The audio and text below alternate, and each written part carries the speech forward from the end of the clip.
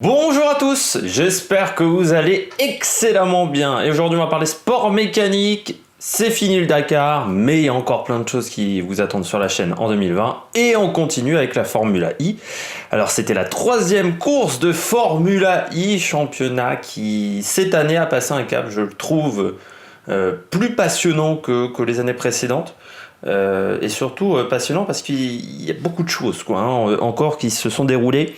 C'était du côté du Chili, du côté de Santiago, qui certes accueille la Formula I, mais n'accueillera pas le WRC. Le rallye du Chili a été annulé, c'était au mois de décembre dernier, mais la course de Formula I, qui était longtemps incertaine, s'est quand même déroulée. Donc troisième manche de ce championnat du monde qui en compte, de ce championnat, on ne parle pas encore de championnat du monde, qui en compte 14.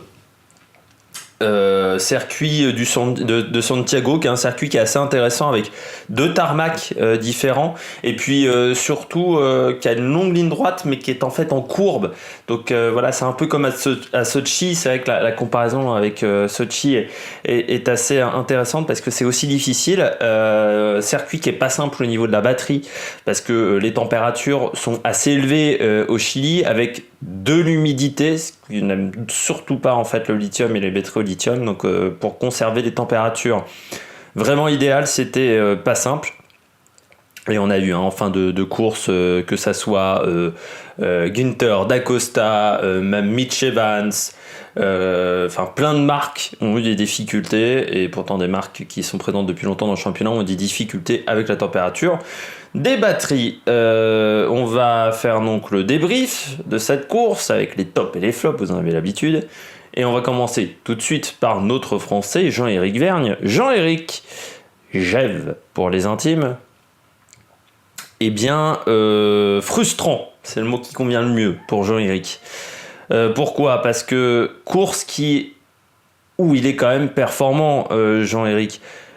Bon, en qualif, c'est pas exceptionnel, 11e, mais il faut se rappeler qu'il était dans le deuxième groupe. Alors je rappelle les qualifications, comment ça fonctionne en Formula I, c'est très simple.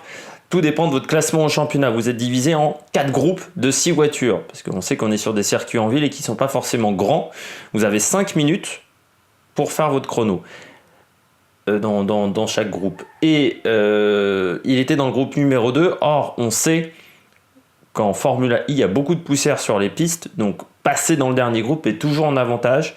Ça s'est vu avec Oliver Turvey, qui pourtant en course n'était pas rapide parce qu'il finit 12e, mais qui a réussi à rentrer dans le top 5 parce qu'il avait cet avantage-là.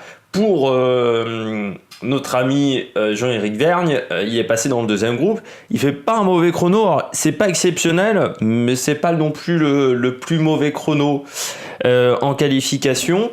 Derrière en course, il avait un sacré rythme, vraiment, surtout à partir de 25 minutes de l'arrivée, 30 minutes de l'arrivée, 25 minutes de l'arrivée.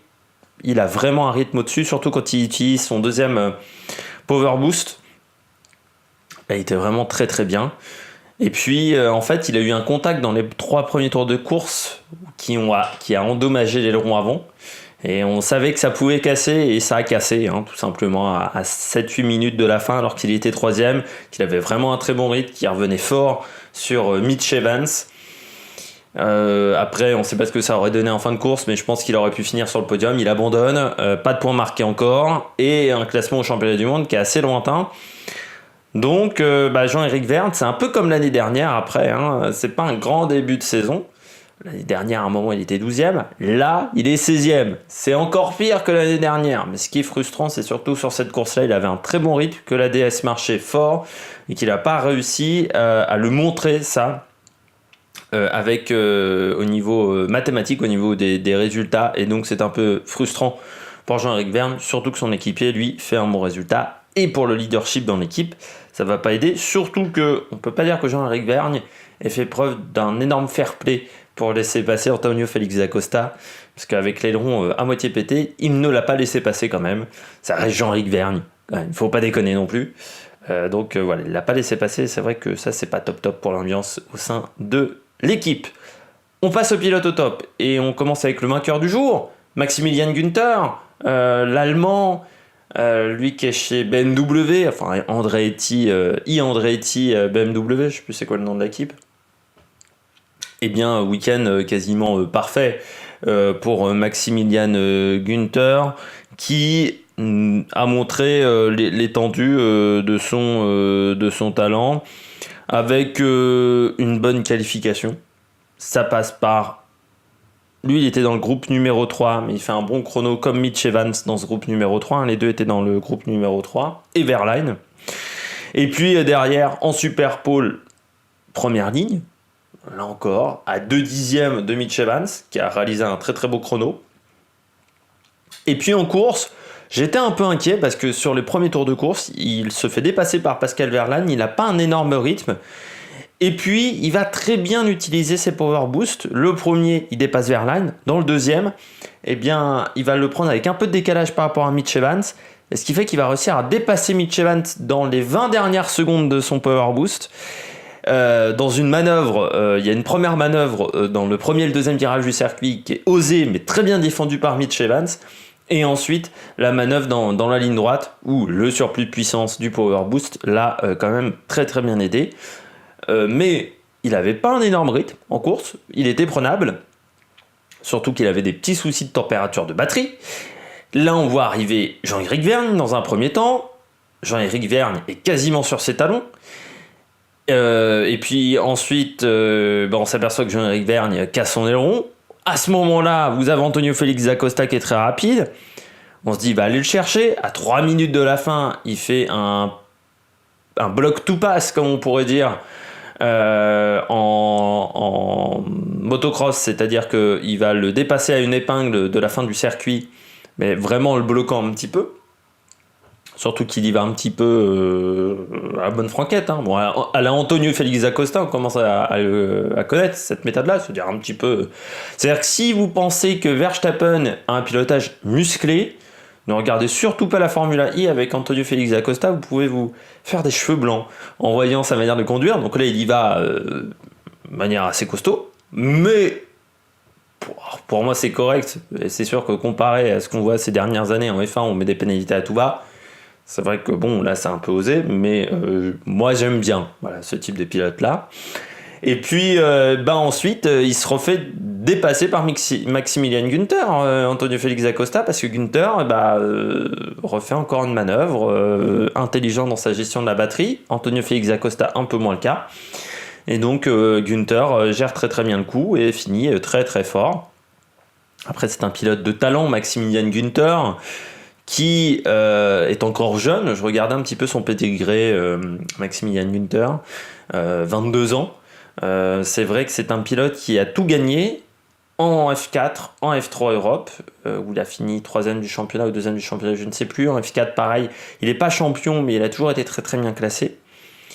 Et puis, on ne lui a pas laissé vraiment le temps en F2, il s'est retrouvé chez Ardennes. Il avait fini 14e ou 13e, je ne sais plus, l'année de sa seule année en F2. Et puis comme ça s'est pas très très bien passé, il a décidé d'aller en Formule I, un petit peu comme... pardon, j'ai fracassé le micro.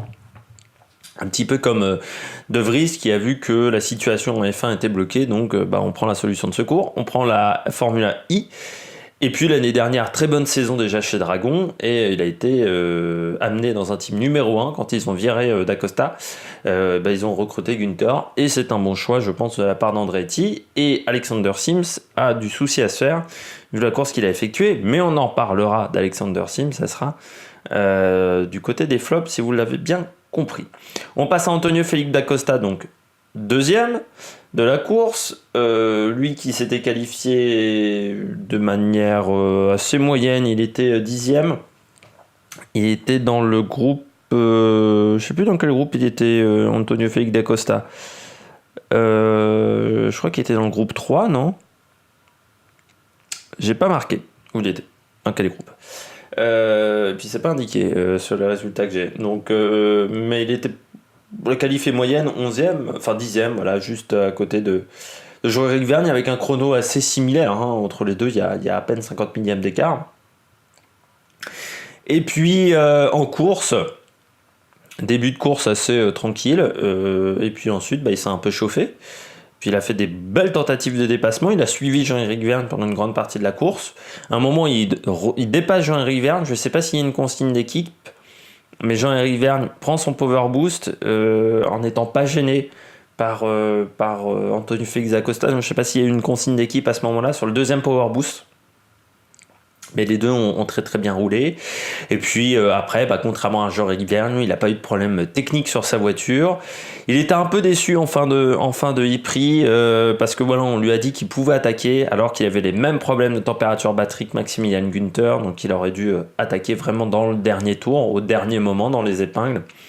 Et il a attaqué un peu tôt, et ce qui fait qu'après il s'est retrouvé dans la position du chassé, et c'est toujours plus facile, enfin, je trouve, d'être dans la position du chasseur que d'être dans la position du chassé. Et dans le cas d'Antonio Félix Acosta, ça s'est vu, avec donc une deuxième place, pas de mauvaise course, loin de là quand même du Portugais qui prend des points au championnat, lui qui avait eu un premier meeting un petit peu compliqué, surtout la course 1, je me souviens qu'avait été un petit peu compliqué pour Antonio. Après, est-ce qu'il arrivera à être régulier sur la saison ?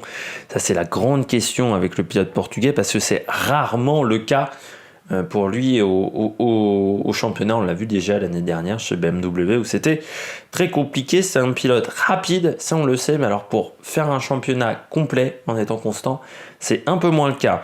On passe aux équipes et... Non, pas encore, pas aux équipes qui ont fait une mauvaise course. Pardon, j'ai oublié Nyck de Vries. Je parlais de jeune pilote. Nyck de Vries, 5e pour sa deuxième course. Il est régulier, ça c'est clair et net. Pour le moment, il n'est pas en mesure d'aller chercher la gagne, mais il marque des points pour Mercedes. Là, il finit surtout devant son équipe et Stoffel Van Dorn. Un bon Grand Prix, un bon e-prix pour lui. Moins de rythme que les pilotes de tête, mais voilà, il accumule quand même des points. Il avait fait une pas mauvaise qualification comme Mortara aussi, donc il était deuxième de son groupe de qualification. Donc voilà, c'était un bon e-prix pour De Vries et qu'il continue comme ça, parce que j'ai l'impression qu'il a l'air de se sentir bien dans la voiture. Il doit encore travailler sur la gestion de la batterie sur toute une course, essayer de maximiser sa performance en dégradant le moins la batterie, ce qui est quand même quelque chose d'assez compliqué à faire en Formula I. Et Massa, par exemple, qui a une saison dans les pattes, n'arrive toujours pas vraiment à le faire.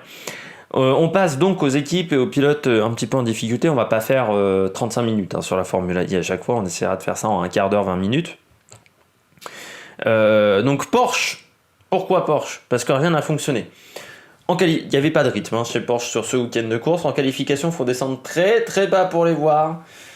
Avec André Lotterer 14e, je sais même plus, Nil Jani 12e. Voilà, j'étais descendu un peu bas, mais quand même assez loin en termes de rythme, à quasiment une seconde de Günther et surtout de Mitch Evans. Et puis en course, ils ont eu des problèmes techniques sur leur voiture, avec même une disqualification pour... Enfin là, c'est pas indiqué, mais les deux ont abandonné. Nil Jani a fait 38 tours, et André Lotterer a été à 12 tours. Donc voilà, ils ont fini très très très très loin, avec pas de rythme, tout simplement. Donc voilà, c'est assez dommageable. Oui, c'est Lotterer qui a été disqualifié, voilà. Mais de toute façon, il était très très loin, il n'était pas dans le coup. Ils ont eu tous les deux des problèmes techniques. Je sais pas trop ce qui s'est passé pour les deux pilotes, mais ça a été assez décevant chez Porsche. Ça montre que c'est un championnat qui n'est pas simple. C'est un championnat, même si vous mettez les moyens, c'est quand même compliqué, la Formula I. Là, ça s'est ressenti avec une déception donc du côté de Porsche. Qui voilà, peut-être connu sur le premier coup dur, mais les problèmes de fiabilité, ça c'est inquiétant pour la suite de la saison. On espère que ça va pas se refaire. Voilà, c'est pour Porsche, c'est aussi peut-être la stratégie qui est remise en cause. C'est la stratégie de ne pas avoir fait comme Mercedes, de ne pas avoir été épaulé une équipe avant d'arriver en tant que constructeurs dans le championnat. Ils ont décidé de se préparer dans leur coin. Est-ce que ce n'était pas une erreur de leur part ? Est-ce qu'il n'aurait pas fallu plutôt aider une équipe, être le motoriste d'une équipe, et puis pour apprendre comment marcher le championnat, et puis ensuite faire le championnat à temps complet en étant constructeur ? C'est une question qu'on peut se poser. Mais du côté de Porsche, comme quoi les moyens, sans l'expérience du terrain, ça ne vaut rien. Et qu'il faut bien entendu certes avoir des moyens en Formula I, mais aussi connaître un petit peu le championnat qui quand même ne ressemble à rien par rapport à ce qu'on peut voir dans les sports mécaniques. On continue avec Venturi. Pourquoi je continue avec Venturi ? Parce que Venturi, Ils étaient pourtant performants en qualification, avec une très bonne qualification de Felipe Massa 4e. Mortara, il échoue à rien en Super Pole, mais il était dans le groupe numéro 2, mais il échoue à rien à se qualifier dans le Super Bowl. Et c'est vrai que Massa fait 4e. On sentait Massa très rapide, très performant en course. Et puis les deux pilotes se sont gênés pas mal. Ça, c'est clair et net. Avec un Eduardo Mortara qui a abandonné, mais en ayant fait beaucoup d'erreurs, beaucoup de contacts pendant le e-prix. J'ai pas trouvé son pilotage très sûr. Et c'est vrai qu'il était un peu musclé, mais un peu trop musclé. Il a même gêné son équipier. Ça, je trouve ça dommage. Il a fait un block to pass à Felipe Massa. Ce qui est quand même con. Ils sont équipiers, donc normalement, ils doivent s'aider dans l'équipe. Donc en termes de relationnel, ça va être compliqué. Après, Mortara, pas négliger que c'est un pilote de DTM, donc il a peut-être oublié comment on faisait en monoplace. C'est vrai que là, il a piloté un petit peu en mode DTM, notre ami Mortara. Et puis Massa, au fur et à mesure de la course, ça s'est dégradé en performance. C'est-à-dire que ça partait bien. Quand il a utilisé ses 2 power boosts, ils ont été intelligents dans la manière où il a utilisé ses power boosts. Mais on sentait qu'il était un petit peu en retrait en performance pure par rapport au DS Techeetah et à Günther par exemple. Mais bon, c'était pas non plus catastrophique. Et puis au fur et à mesure de la course, ça s'est dégradé. Il finit 9e. Mais c'est vrai que c'est dommage. Les multiples contacts avec Mortara, plus une performance qui au final n'est pas exceptionnelle. Encore une fois, je pense que la gestion de la batterie, il a vraiment du mal avec ça. Il a un pilotage qui est très agressif, Massa, surtout au niveau des freins. Je le voyais dans les épingles, il prenait vraiment les freins au dernier moment. Je suis pas sûr que ça soit le meilleur moyen pour essayer de régénérer sa batterie un maximum, de freiner au dernier moment. Et je crois que c'est un petit peu le pilotage de Felipe Massa. Après, on le sait, Felipe Massa, c'est un adepte du on-off en Formule 1. C'est toujours le cas, j'ai l'impression, aujourd'hui en Formule I. Or, ce sont des voitures qui demandent d'avoir un pilotage très doux. Et puis, on parle de l'ancien leader du championnat, Alexander Sims. Week-end compliqué avec une qualification très lointaine. Sims y partait 15e et il abandonne assez vite. Avec de multiples contacts sur les 4 tours qu'il a effectués, où il est rentré dans énormément de pilotes, dont Nil Jani. Il a cassé son aileron avant très vite. Et donc voilà, dommage pour quelqu'un qui était leader du championnat. On aurait pu s'attendre à mieux, surtout que son équipier s'est imposé. Mais encore une fois, souvent, chaque année en Formule I, et ça a été rappelé par Jules de Ramble, parce que là j'ai regardé la course sur Canal Plus Sport, Eurosport ça va 5 minutes, mais bon c'était juste pour voir le test. Olivier Panis étant toujours aussi mauvais, ça va 5 minutes de regarder les courses sur Eurosport. Mais bon e-prix de la part de... mauvais e-prix, pardon, plutôt de la part d'Alexander Sims, dominé par son équipier en qualif, et puis surtout, beaucoup trop d'erreurs en course, et voilà, il fait partie de ces multiples leaders lors de la première course du championnat qui n'ont pas remporté le championnat, parce qu'en Formule I, le leader, après une course, n'a jamais remporté le championnat derrière. Est-ce que ça va se confirmer avec Alexander Sims? On verra. Mais c'est vrai que là, il a quand même été en difficulté par rapport à son coéquipier, qui est normalement un challenger, Maximilian Günther. Et c'est pas top pour lui. Comme vous en avez l'habitude, on va passer au classement, comme dans tout débrief sport mécanique. Et vous l'avez à l'écran, c'est le classement pilote. On commence avec Stoffel Van Dorn en tête avec 38 points devant Alexander Sims qui, malgré son abandon à Santiago, reste deuxième. Enfin, passe deuxième, mais garde ses 35 points, vu qu'il avait fait un premier meeting du côté de Daria plutôt bon. On retrouve ensuite Sam Bird, Maximilian Günther, qui lui avait eu un premier meeting du côté de Daria en Arabie Saoudite un petit peu compliqué, mais qui là marque les 25 points de la victoire. On retrouve ensuite Luca Di Grassi, Oliver Roland, Antonio Félix da Costa, Mitch Evans, André Lauterer, qui lui a vécu un week-end catastrophe comme Eduardo Mortara. Premier français, Jean-Éric Vergne, qui a simplement 4 petits points.